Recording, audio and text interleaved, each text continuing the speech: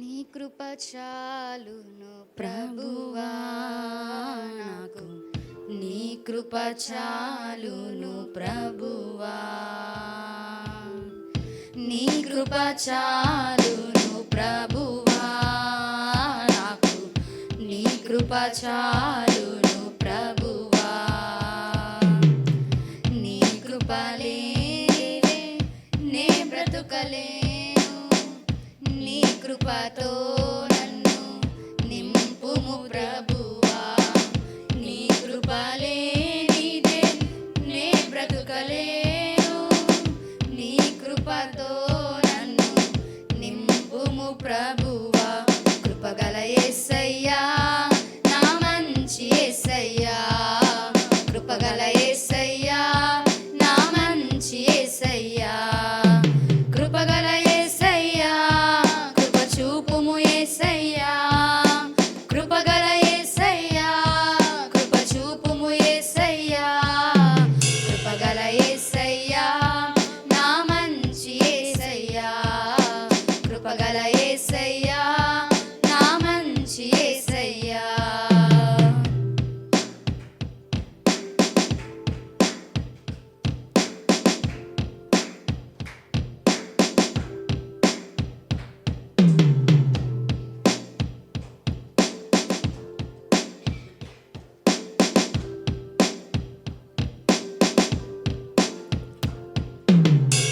నా బలహీనతలో నీ కృప నన్ను బలపరచెను,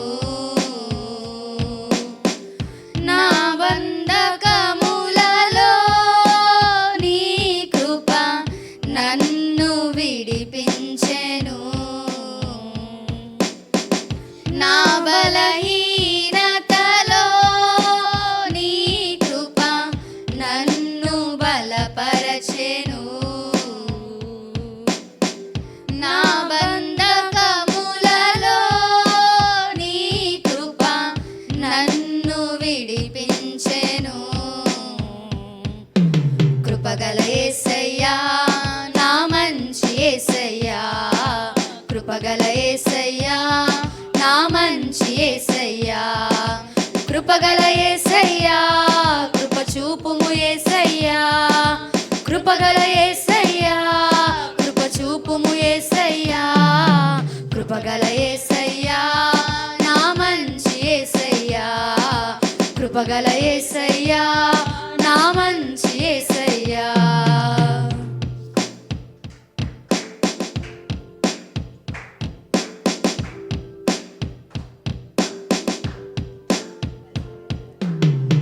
శోధన బాధలలో నీ కృప నన్ను ఓదార్చెను, వేదన రోదనలో నీ కృప నన్ను ఆదరించెను, శోధన బాధలలో నీ కృప నన్ను ఓదార్చెను,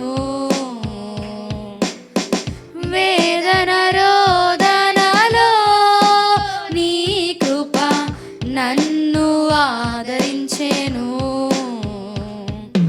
కృపగల యేసయ్యా నా మంచి యేసయ్యా, కృపగల యేసయ్యా నా మంచి యేసయ్యా, కృపగల యేసయ్యా కృప చూపుము యేసయ్యా, కృపగల యేసయ్యా కృప చూపుము యేసయ్యా, కృపగల యేసయ్యా నా మంచి యేసయ్యా, కృపగల యేసయ్యా నా మంచి యేసయ్యా.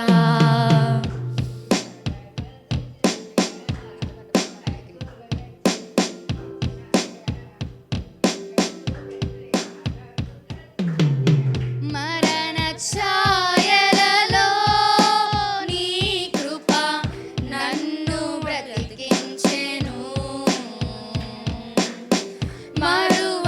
మరువలేనయ్యా నీ కృప నేను యేసయ్యా,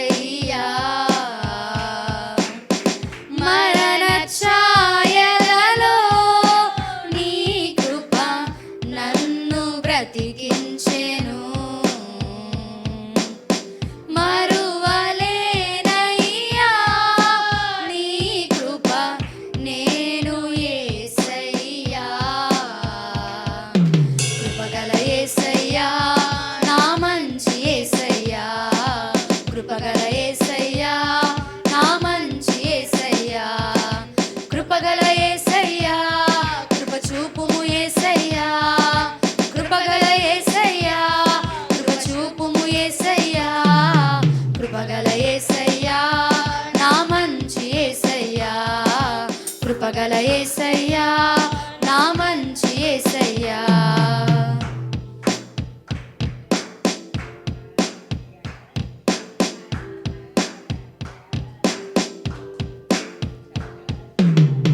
నీ కృప చాలును ప్రభువా నాకు, నీ కృప చాలును ప్రభువా, నీ కృప చాలును ప్రభువా నాకు, నీ కృప చాలును ప్రభువా. నీ కృప లేనిదే నే బ్రతుకలేను, నీ కృపతో నన్ను నింపుము ప్రభువా. నీ కృప లేనిదే నే బ్రతుకలేను, నీ కృపతో నన్ను నింపుము ప్రభువా. కృపగల యేసయ్యా నా మంచి యేసయ్యా, కృపగల యేసయ్యా నా మంచి యేసయ్యా, కృపగల యేసయ్యా కృప చూపుము యేసయ్యా, కృపగల యేసయ్యా కృప చూపుము యేసయ్యా, కృపగల యేసయ్యా నా మంచి యేసయ్యా, కృపగల యేసయ్యా నా మంచి యేసయ్యా. హల్లెలూయా.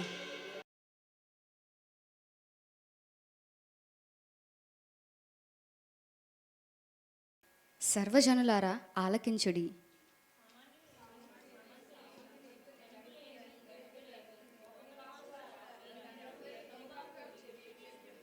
నా నోరు విజ్ఞాన విషయములను పలుకును, నా హృదయ ధ్యానము పూర్వ వివేకమును గూర్చినదై ఉండును.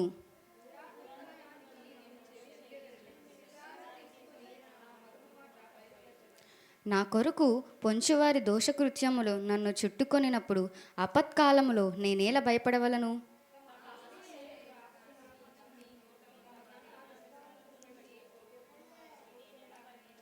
ఎవడును ఏ విధము చేతనైనను తన సహోదరుని విమోచింపలేడు.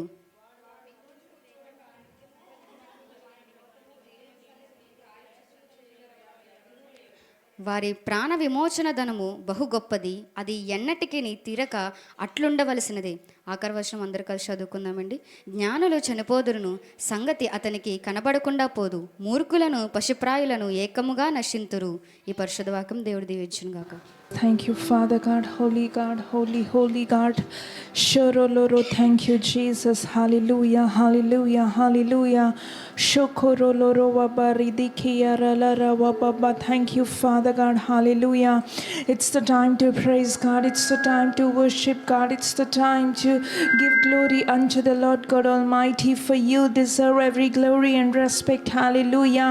Lord, we here magnify your name, Lord Father God, surrendering and submitting, having an encounter with the Holy Ghost, Lord Father God. Hallelujah. Glory unto the name above all names, Lord Father God. There is no one else like you. There is no one above you. There is no one off of you, Lord Father God.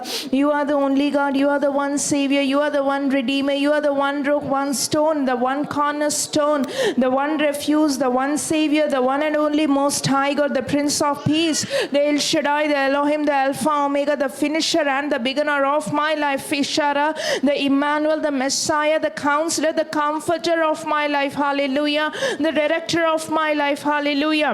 Day and night and day, let your incense arise, and you are worthy and worthy and worthy of it. You are the Lamb of Jew. You are the Lamb. You are the worthy and worthy is the Lamb, hallelujah. You are the Lion of Judah, Lord Father God, hallelujah. Lords of lords, the hosts of the Kishara, the King of kings, the Creator, Lord Father God, the great architecture of my life, Father God, hallelujah. Na puna manasuto aradhintun, na puna balamuto preminchedan, na puna manasuto aradhintun, na puna balamuto Aradhana Aradhana Aradhana Aradhana Aradhana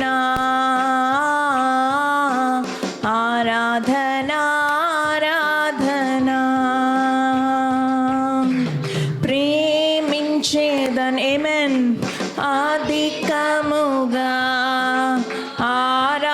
sing with me ప్రేమించేదన్ అధికముగా ఆరాధింతున్ ఆశక్తితో ప్రేమించేదన్ everyone అధికముగా ఆరాధింతున్ ఆశక్తితో ప్రేమించేదన్ అధికముగా ఆరాధింతున్ ఆశక్తితో నిన్ను పూర్ణ మనసుతో ఆరాధింతునేమే నిన్ను పూర్ణ బలముతో ప్రేమించేదన్ నిన్ను పూర్ణ మనసుతో ఆరాధింతున్ నిన్ను పూర్ణ బలముతో ప్రేమించేదన్ ఎవ్రీవన్ ఆరాధన ఆరాధన ఆరాధన హల్లెలూయా ఆరాధన ఆరాధన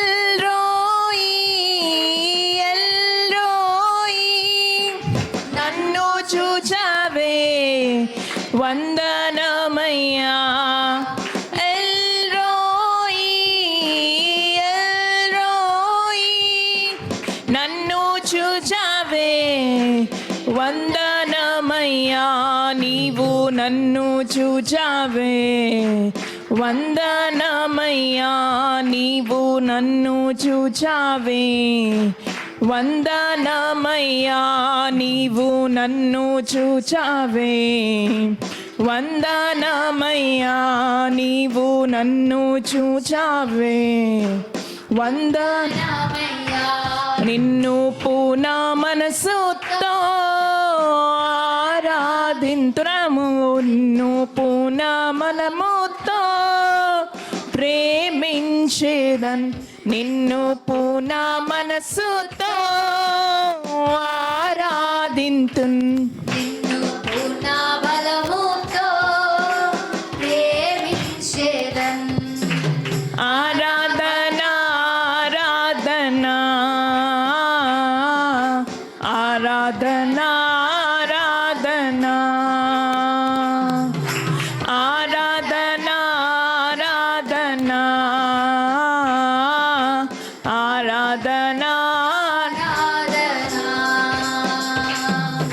యెహోవా రఫా యెహోవా రఫా స్వస్థపరిచావే వందనమయ్యా యెహోవా రఫా యెహోవా రఫా స్వస్థపరిచావే వందనమయ్యా నన్ను స్వస్థపరిచావే వందనమయ్యా నన్ను స్వస్థపరిచావే వందనమయ్యా నన్ను స్వస్థపరిచా థ్యాంక్ యూ లార్డ్ వందనమయ్యా నన్ను పరిచావే వందనమయ్యా నిన్ను పూర్ణ మనసుతో ఆరాధింతున్ నిన్ను పూర్ణ బలముతో ప్రేమించేదన్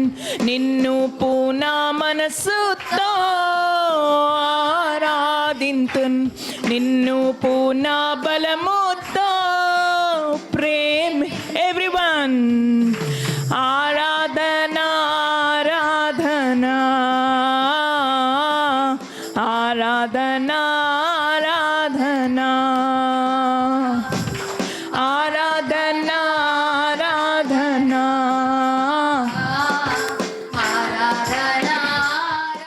ఆరాధన ఆరాధన ఆరాధన ఆరాధన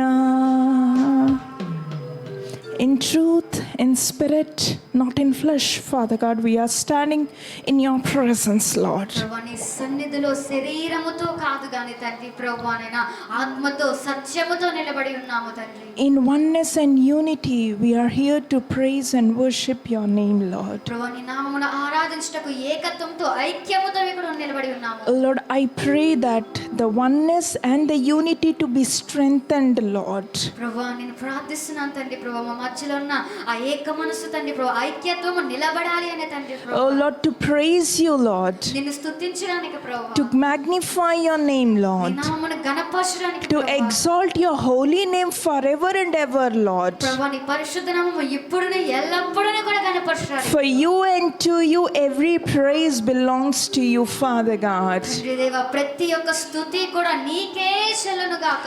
To you and for you, Lord, Father God. నీకు మాత్రమే తండ్రి ప్రభువా నీకే యేసయ్యా. On this resurrection day, Lord, Father God, ఈ పునరుద్ధాన దినము రోజు ప్రభువా we submit, we give it to you, Father God. ప్రభువా నీకే సమర్పించుకుంటున్నాం. That the best part of our lives, Lord, Father God. మా జీవితంలో అతి శ్రేష్టమైన ఈ అధ్యాయము తండ్రి. You are the priority, you are the prime place in our lives, Lord, Father God. మా జీవితాల్లో నీవే ప్రాధాన్యము తండ్రి ప్రభువా నీకే ముఖ్యమైన స్థానము తండ్రి Oh Lord, ప్రభువా. you have controlled and healed the wounded, Lord, Father God. ప్రభువా నీవే తండ్రి ప్రభువా అయితే గాయపరచబడి ఉన్నారో వాళ్ళని స్వస్థపరచువాడవు తండ్రి గాయాలు కట్టేవాడవు తండ్రి. You have transformed us, Lord. ప్రభువా నీ మమ్మల్ని రూపాంతరం You have redeemed us, Lord, Father. తండ్రి మమ్మల్ని విమోచించావు. You have changed and recreated us, Lord, Father God. ప్రభువా మమ్మల్ని దేవ మార్చి తండ్రి ప్రభువా మళ్ళా తిరిగి రాస్తావు. And we are here to sit in your presence, Lord. ప్రభువా మేము ఇక్కడ నీ సన్నిధిలో కూర్చుని ఉన్నాము. We have chosen to be a part of your presence, Lord. ప్రభువా నీ సన్నిధిలో ఒక భాగాలుగా ఉండటకు మమ్మల్ని ఏర్పరచుకున్నావు. We have chosen, Lord, Father God, to sit in your presence. సన్నిధిలో కూర్చోడానికి మమ్మల్ని ఎన్నుకున్నావు. We have chosen to sit at God's feet. దేవుని పాదముల యొద్ద కూర్చోడానికి దేవుడు మనల్ని ఎన్నుకున్నాడు. Hallelujah. Hallelujah. We thank you, Father God. తండ్రి దేవునికి వందనములు. We bless your holy name, Lord. పరిశుద్ధాత్మ దేవుని నామం We దీవించును. praise your name, Lord, Father నీ God. నామము స్తుతించబడును గాక. Thank you for this resurrection day, Lord, Father God. Again and again, we are blessed to be, and we are so glad to be in your presence, Lord. ప్రభువా నీ సన్నిధిలో ఉండటకు మేము ఎంతగానో సంతోషిస్తున్నాం తండ్రి. ఆశీర్వదించబడ్డాం తండ్రి ప్రభువా. We thank you. We give everything into your hands, Lord, Father God. ప్రభువా నీకు వందనములు చెల్లించుకుంటూ సమస్తము నీ చేతులకే In సమర్పించు. the most and mightiest name of Jesus Christ, పరిశుద్ధ శక్తివంతమైన యేసుని నామం we ask and we pray. అడిగి ప్రార్థిస్తున్నాం తండ్రి. Amen. హల్లెలూయా. ఇక్కడ మనం ఏం చూస్తున్నామండి? ఏం నేర్చుకున్నాం మనం? సామర్థ్యం కలిగించేవాడు ఆయనే. దేవుడైన యెహోవాను జ్ఞాపకం చేసుకొనవలెను. ఎలయనగా యెహోవాను జ్ఞాపకము చేసుకొనవలెను. ఎలయనగా తాను నీ పితరులతో ప్రమాణం చేసినట్లు తన నిబంధనను నేటి వలె స్థాపింపవలనని మీరు భాగ్యము సంపాదించుకున్నటకై మీకు సామర్థ్యం కలిగించేవాడు ఆయనే. సో వాగ్దానం ఎలాగుండాలంట? నేడే నెరవేరుతుంది, అంటే ఈరోజే నెరవేరుతుంది అన్న ఆలోచన, ఆశ మనకు కలిగి ఉండాలి. ఎప్పుడో కాదు, ఇప్పుడే నెరవేరుతుంది, ఇప్పుడే జరుగుతుంది, ఇప్పుడే దాన్ని పొందుకుంటున్నాం మనం. సో ఈరోజు అలాగ మనం మన ఆత్మీయ జీవితాన్ని కట్టుకోవడానికి మనం ప్రయత్నం చేస్తున్నప్పుడు ఖచ్చితంగా దేవుడి యొక్క కార్యాలు మనం వెంటనే మనం చూడగలడానికి అవకాశం ఉంటుంది. ఇప్పుడైన మాట మనం వెతకాలి. అది ఎప్పుడో అన్న మాట అయితే అది ఎప్పటికీ కూడా మనకి ముందుకు రాకపోవచ్చాము. ఇప్పుడైనా మనం సిద్ధపడతాం, ఆలోచన చేస్తాం. ఇప్పుడు నీ జీవితంలో కార్యం జరుగుతున్నామా? దేవుడు మాట్లాడాడు, అప్పుడు ఏం చేస్తాం మనం? ప్రభు ఎలా చేస్తున్నాడు, ఎటువైపు నుంచి చేస్తున్నాడు, ఎలా గొప్ప కార్యం జరిగిస్తున్నాడు, ఎలాగా దేవుడిని నేను వెతుకుతున్నాను, ఏ కార్యం జరుగుతుందో ఫోన్ రింగ్ అవుతుంది, ఈ ఫోన్ ఏ ఫోన్ అయి ఉండొచ్చు, వెతుకులాడుతూ ఉంటాం. సో మనం నిజంగా మనం ఆయన సందులో మనం అలాగా వెతికిలాడినప్పుడు, ఆలోచన కలిగినప్పుడు, ఆశ కలిగినప్పుడు ఖచ్చితంగా అక్కడ ప్రభు తన కార్యాన్ని మనం చూడగలుగుతుంటాం. ప్రభు ఏమంటారు? దానికి కావాల్సిన సామర్థ్యము, నిబంధన నేటి వలె స్థాపింపవలనని మీరు భాగ్యము సంపాదించుకొనుటకై మీరు సామర్థ్యం కలిగి చేయవాడు ఆయనే. సో కాబట్టి మనకి సామర్థ్యం, మనకి ఏదైతే ప్రభు ఇవ్వబోతున్నాడో, మాట్లాడుతున్నారో, మన కుటుంబానికి ఏదైతే అవసరత, కొదువ దేవుడు ప్రతి కొదువను కూడా దేవుడు పూడ్చివేసే దేవుడు ఆయన. ప్రతి ఎత్తులను కూడా పల్లము చేసే దేవుడు, ప్రతి లోయలను కూడా ఆయన పూడ్చే దేవుడు, ప్రతి ఇరుకును కూడా విశాలపరిచే దేవుడు మన దేవుడు. సో కాబట్టి ఏ భాగ్యమైతే మన కుటుంబంలో, లేకపోతే ఏ భాగ్యమైతే మీ ఆత్మీయ జ్యోతి మీరు వెళ్తున్న కోణంలో కొదువే ఉందో ఆ భాగ్యం దేవుడు మనకి దయచేస్తాడు. హల్లెలూయా, హల్లెలూయా. మనం అందరూ అంటూ ఉంటారు, ఏంటండి మీరు ఎలా ఉన్నారు అని మనం ఒకవేళ అడిగినప్పుడు అంతా ఓకేనండి, కాకపోతే ఇదిగో ఈ ఒక్క విషయంలో అండి. కొంతమంది వారు చెప్తుండారు, ఎలా ఉన్నారమ్మా అని ఒకవేళ ఆ ప్రశ్న అడిగితే అంతా ఓకేనండి, ఇదిగో మా వాడు కొంచెం మాట్లాడలేదండి, మాట వినట్లేదండి. అంతా ఓకేనండి, కొంచెం ఈ అనారోగ్యము తరచుగా మేము హాస్పిటల్కి వెళ్తున్నామండి, అది తగ్గట్లేదండి. అంతా ఓకేనండి, ఇదిగో మా ఉద్యోగంలో ఇలాగా, అయితే అంతా ఓకేనండి, ఈ వ్యాపారం చేస్తున్నాం కానండి అసలు ఏవి మిగలట్లేదండి. సో ఏదైతే ఇక్కడ కొదువు అనిపిస్తుందో అంతా ఓకే, ఆ ఒక్క విషయంలో ప్రభు మళ్ళీ సమృద్ధిగా నింపడానికి ఆయన ఇష్టపడుతున్నారు. ఎప్పుడో తెలుసండి, మనము కూడా మన ఆత్మీయ జీవితం కూడా ఒకసారి పరీక్షించుకోవాలి.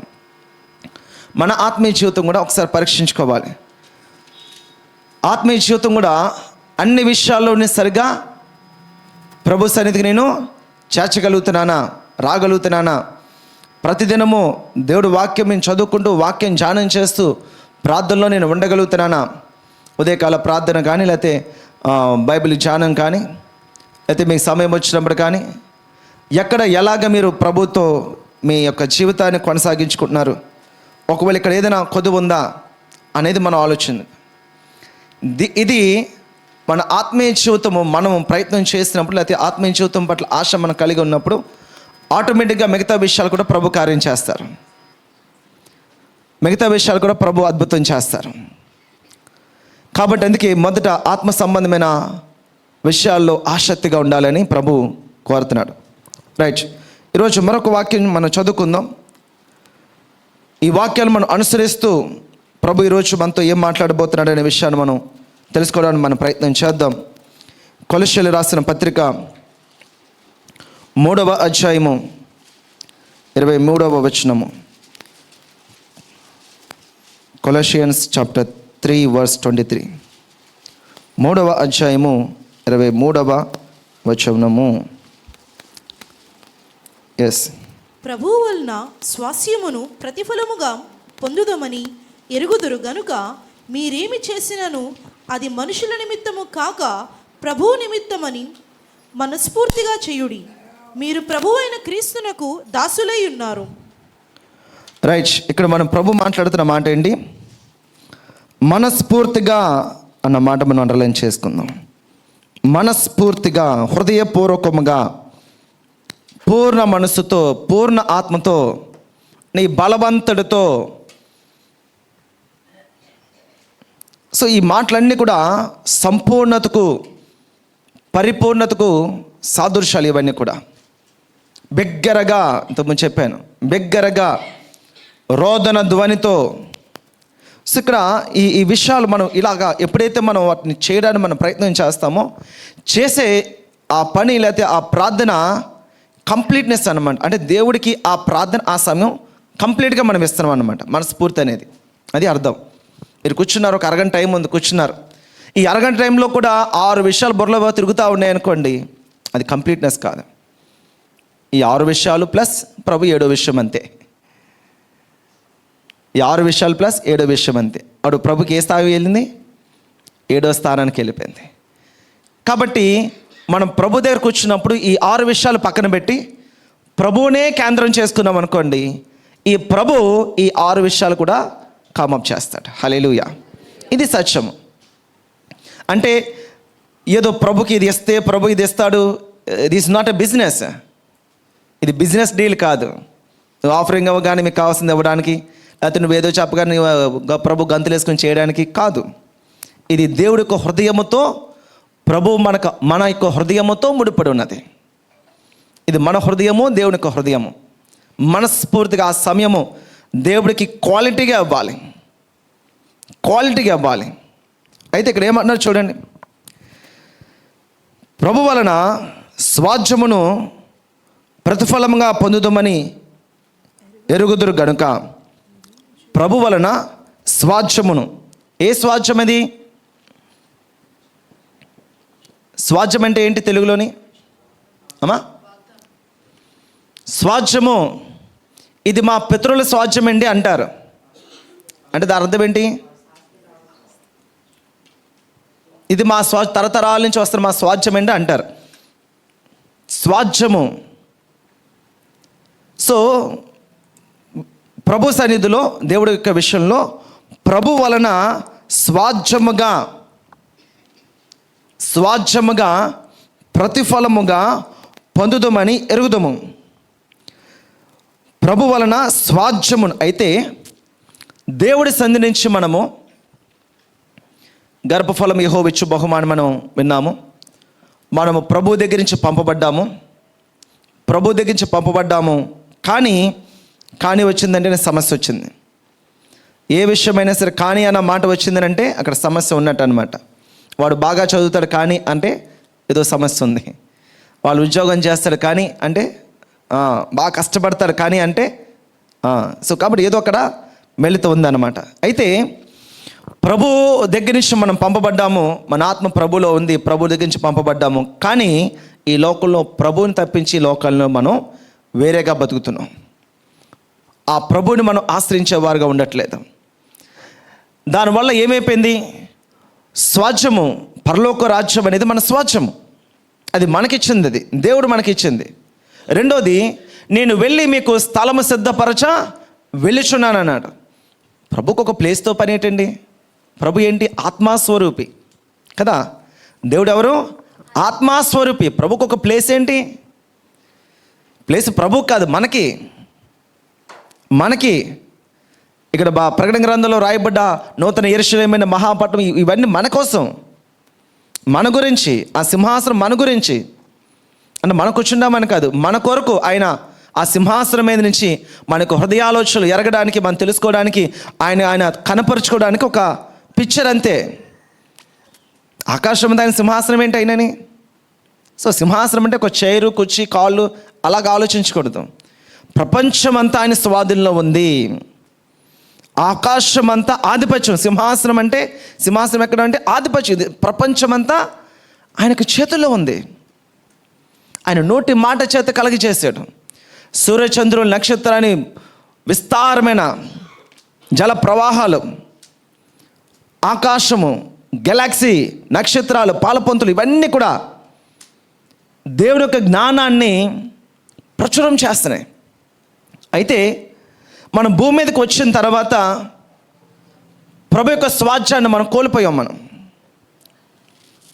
ఆదాము హవ్వలను కలుగు చేశారు ఈ భూమి మీద. ప్రభు పంపించాడు. వారు దేవుడికి బాధాకరమైన విషయం చేసి, ప్రభుని దుఃఖపెట్టే కార్యం చేసి, వారు తప్పు చేసి వారి స్వాస్థ్యాన్ని వారు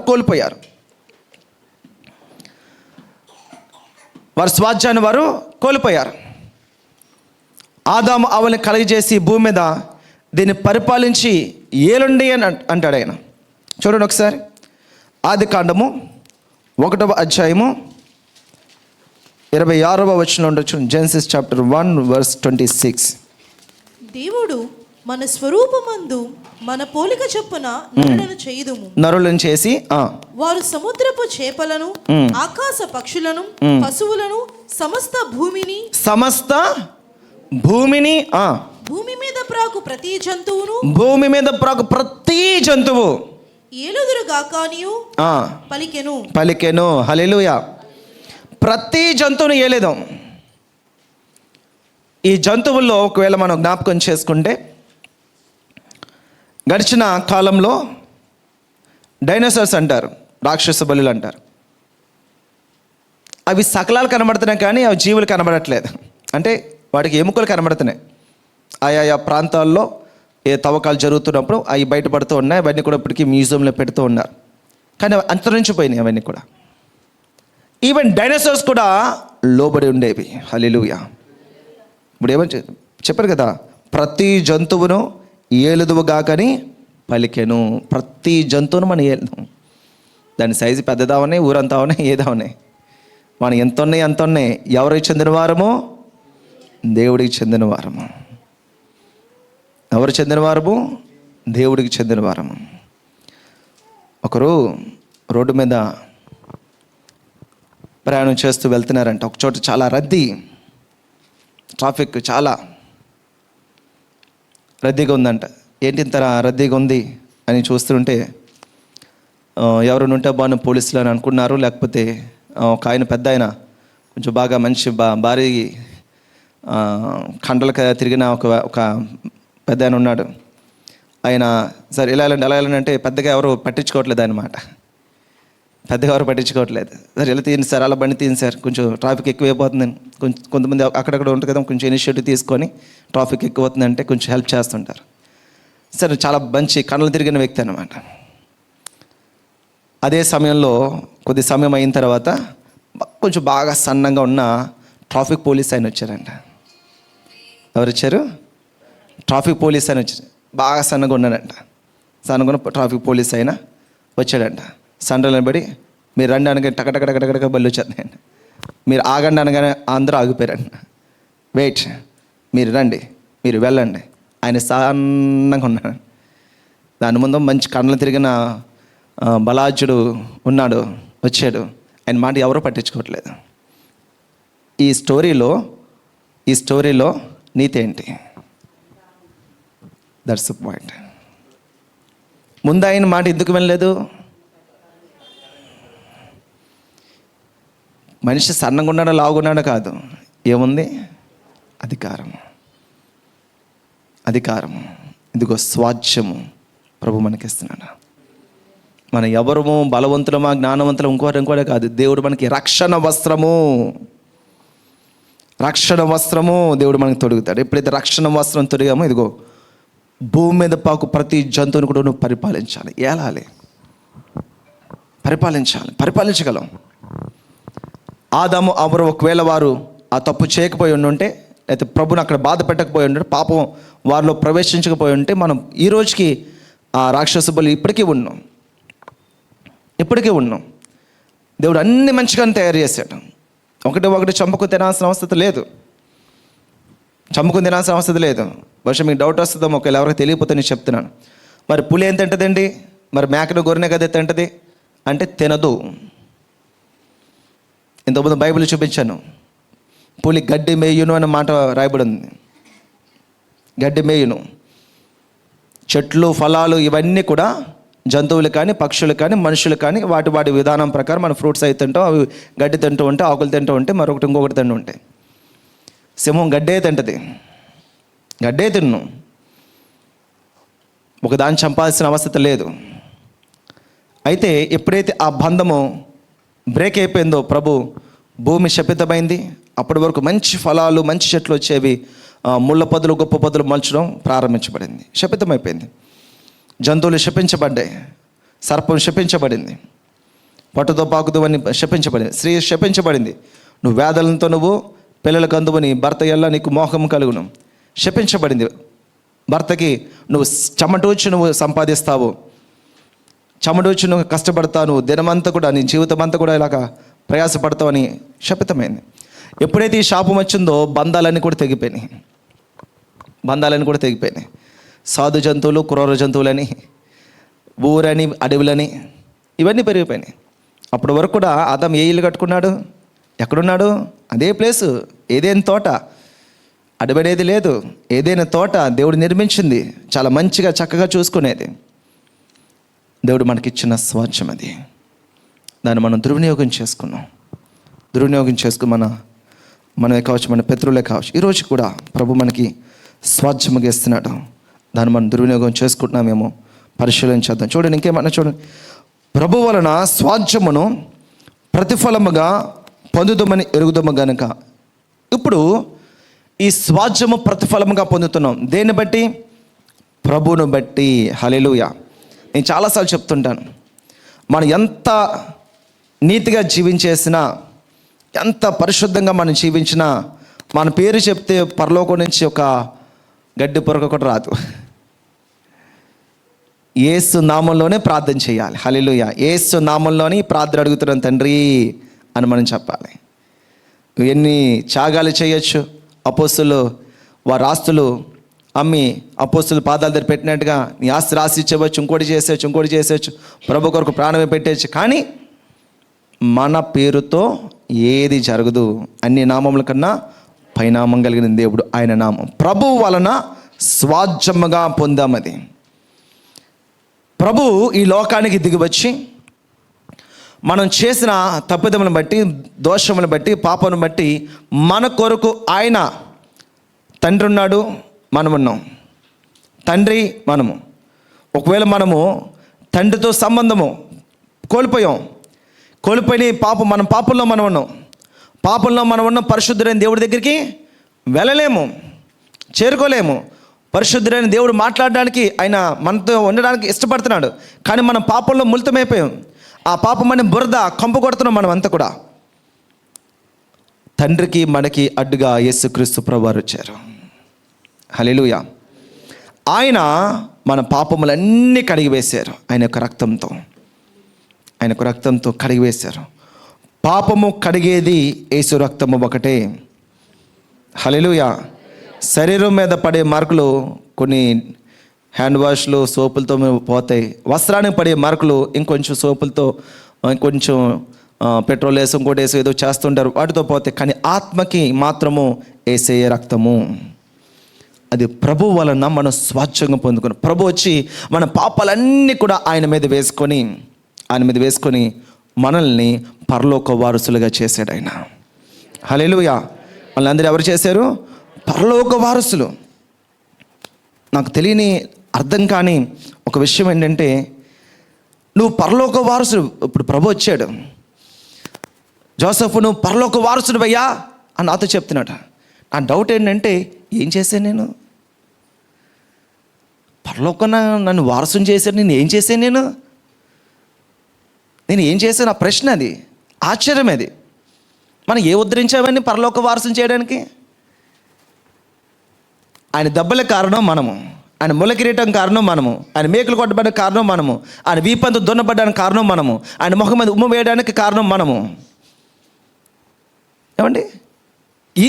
ఇవి చేసి మనం ఏ ఉద్ధరించామని పరలోక వారసులు అంటున్నాడు ఆయన. ఇప్పటికీ నాకు అది ఆయన యొక్క ప్రేమ, ఆయన యొక్క జాలి, ఆయన యొక్క తండ్రి ప్రేమ ఎంత ఆలోచించినా, ఎంత ధ్యానించినా సరే ఇంకా కొత్త కాలంలోంచి అర్థమవుతూ వెళ్తుంది. కానీ ఆ ఉన్నతమైన స్థితి, ఆ తారాస్థ స్థితి ఉంటే చూడండి, ఆ స్థితి ఎప్పటికి కూడా అర్థం చేసుకోలేమేమో. ఇంత ప్రేమ ప్రభా అంటే ఇంకా ప్రభు ఇంకా ఇంత ప్రేమ నేనంటే ఆయన చేసిన క్రియలు, ఆయన మనతో పాటు ఉన్న విధానము, ఇంత ప్రేమ ప్రభా అని తెలియజేస్తుంటారు ఆయన. హల్లెలూయా. సో కాబట్టి ఆ ప్రభువు ఆయన వచ్చి మన పాపాన్ని అంతా తీసివేశాడు. కాబట్టి ఆ ప్రభు వలన స్వాస్థ్యమును ప్రతిఫలముగా మనం పొందుకున్నాము. ఇప్పుడు ఎవరి వల్ల? ఆ ప్రభు వలన, యేసుక్రీస్తు ప్రభు వలన మన పాపాలని ఆయన మీద వేసుకోవడం వలన, ఆయన ద్వారా మనకి స్వాస్థ్యముగా పరలోకము కానీ లేకపోతే ఇహలోకంలో మనకు జరుగుతున్న కార్యాలు కానీ మన స్వాస్థ్యంగా మనం పొందుకుంటున్నాం. ఒక విషయం జ్ఞాపకం వస్తుంది చెప్పనండి. ఎప్పుడైతే ఒక వ్యక్తి మారుమనసు పొందాడో, నేను చాలాసార్లు ఈ విషయాన్ని మీకు తెలియపరిచాను. ప్రభు ఎవరిని కూడా నరకానికి పంపించరు. బైబిల్లో అటువంటి మాట ఎక్కడా లేదు. నేను నరకానికి వేస్తున్నాను, నరకంలో వేస్తున్నాను ఎక్కడా లేదు. అది చెప్పిన ఏకైక వ్యక్తి, ఏకైక ఫాలోవర్స్ లూసిఫర్ మాత్రమే. నరకం లూసిఫర్ కోసం మాత్రమే అని బైబిల్ చెప్తుంది, మనిషి గురించి కాదు. అది మనకు సంబంధించింది కాదు. మనకులాగే లూసిఫర్ని, దేవదూతల్ని వాళ్ళకు కూడా కలిగి చేశారు. అవేవో కొంచెం గర్భపు మాటలతో, అతిశయ మాటలతో ఆలోచించింది. దేవుడి కన్నా సింహాసనం ఎత్తుకు చేసుకుందునని దాన్ని బట్టి ప్రభు వాడికి ఏర్పాటు చేస్తారు ఆ లూసిఫర్ని, ఆ లూసిఫర్ ఫాలో ఏంజల్స్. అవి 10 మంది 20 మంది అని మనం ఆలోచించుకొని కొన్ని కోట్ల దూతలు ఉంటాయి. అవి కూడా ఫాలో అయ్యి, ఎందుకంటే వీళ్ళందరూ కూడా ప్రధాన దూతలు అని ఉంటుంది. ప్రధాన దూతలు, ద లీడర్స్. ఆలోచించి ఒక మంచి సేవకులు లేకపోతే ఒక మంచి నాయకుడు అయితే ఒక మీటింగ్ అంటే కొన్ని లక్షల మంది ఎలాగైతే వస్తారు. మరి ప్రభు ఏర్పరిచిన విషయంలో ప్రభు నాయకత్వం ఇచ్చావు. నువ్వు మికాలువి, నువ్వు గాబ్రియేలువి, లేకపోతే నువ్వు మరొకటిని నాయకత్వం ఇస్తుంది. వాళ్ళు వెనకాల ఎంతమంది ఉంటారు? కొన్ని కోట్ల దేవదూతలు ఉంటాయి. కోట్ల దేవదూతలు ఉంటాయి. సో వారి కొరకు నరకమును ఏర్పాటు చేశారు. రైట్. సో వారి కొరకు ఏర్పాటు చేయబడిన నరకము మనము ప్రభు చేత కలిగి చేయబడ్డాం. ఇప్పుడు మనం ఎంత చూసాం కదా, ప్రభు చేత కలిగి చేయబడి ఈ భూమి మన కింద ఉంది, మనం భూమిని పరిపాలించాలి. అయితే ప్రభు ఆ లూసిఫర్ లేకపోతే లూసిఫర్ యొక్క ఫాలో ఏంజల్స్ ఎవరైతే ఉన్నారో వాళ్ళు నరకంలో పడుతుందో ఆ లూసిఫర్ యొక్క శోధన పాపముతో మనము మనిషి ఏకీభించి సర్పం ఎలాగొచ్చింది? సర్పం రాంగ్ కాదు. సర్పము అపవాదికి తన శరీరం ఇచ్చింది. అందుకే సాతానుకు గుర్తులో పాముకు గుర్తుగా మారిపోయింది. పాము సాతాను కాదు, ఒక గుర్తు. తన శరీరాన్ని సాతానికి ఇచ్చింది. సాతాను ఆ పాములో దూరి ఆ పాము ద్వారా అక్కడికి వచ్చి అదిగో ఆ పండు తిను బాగుంటుంది అని చెప్పాడు. మీకు అర్థమవుతుందని విషయం. సో ఆ పాము శపించబడింది. ఓకే, అదంతా కూడా జరిగింది. అయితే ఇక్కడ ఒక విషయం గమనించాను. దేవుడు ఆదాము అవ్వలను కూడా మరణానికి ఎక్కడ కూడా అప్పగించకూడదనే, జీవుల్లో ఉండాలనే దేవుడు ఎల్లకాలము మనము అందరం కూడా కలిసి ఉండాలనేదే ప్రభు ఆలోచన. రైట్. ఇప్పుడు నరకం ఎక్కడి నుంచి వచ్చింది? ఎవరైతే ఈ యొక్క పడిపోయిన దూతలు ఆ పడిపోయిన దూతలు మనుషులను శోధిస్తున్నారు. ఆ లూసిఫర్ యొక్క శోధన, తిట్టు, కొట్టు, అదిగో ఆ పని చేయి, ఈ పని చేయి, ఇవి తాగు, ఎక్కడికి వెళ్ళు, ఆ పాపం చేయి అని అపవాది శోధన కలిగి అపవాది తన వైపుకి తిప్పుకుంటూ తన రాజ్యాన్ని వ్యాప్తి చెందడానికి మనుషులను వాడుకుంటుంది. కాబట్టి అపవాది మాట వింటే ఏమవుద్ది? అపవాది ఎక్కడ ఉందో అక్కడికి వెళ్తాం. Simple logic. దేవుడు మాట వింటే దేవుడు ఎక్కడ ఉన్నాడో అక్కడికి వెళ్తాం. అంతమించి వేరే సత్యమేం లేదు. అర్థమవుతుందండి? ప్రతి పనికి 2 ఆలోచనలు ఉంటాయి. ఇప్పుడు పరీక్ష రాయాలనుకో 2 ఆలోచనలు. బాగా కష్టపడి రాయొచ్చు, లేకపోతే రాయొచ్చు. నువ్వు ఎవరి మాట వింటావో అక్కడికి వెళ్ళిపోతావు. ఎవరి మాట వింటే అక్కడ వెళ్ళిపోతావు. కష్టపడ్డ ఎందుకు నువ్వు హ్యాపీగా ఉండు, అది అంతలే ఒక చిన్న స్లిప్ పెట్టి రాస్తే అయిపోద్దిలే అనుకోవచ్చు. వాడు నేను అంత మాట అంటాడా, 4 పీకు అనొచ్చు.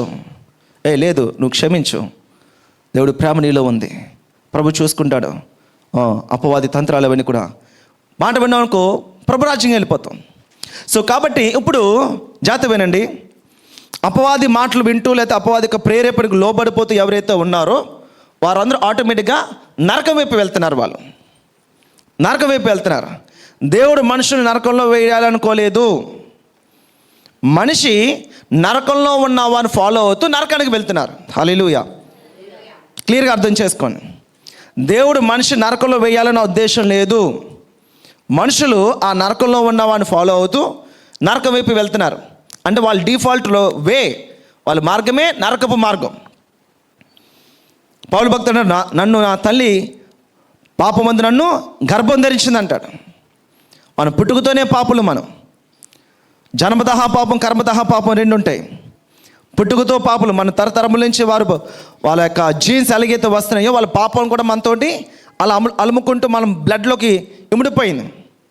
ఎవరైతే యేసుని అంగీకరించి యేసు రక్తంతో కడగబడతారో ఆ రక్త సంబంధం తెగిపోయి, మీకు అర్థమవుతుందా?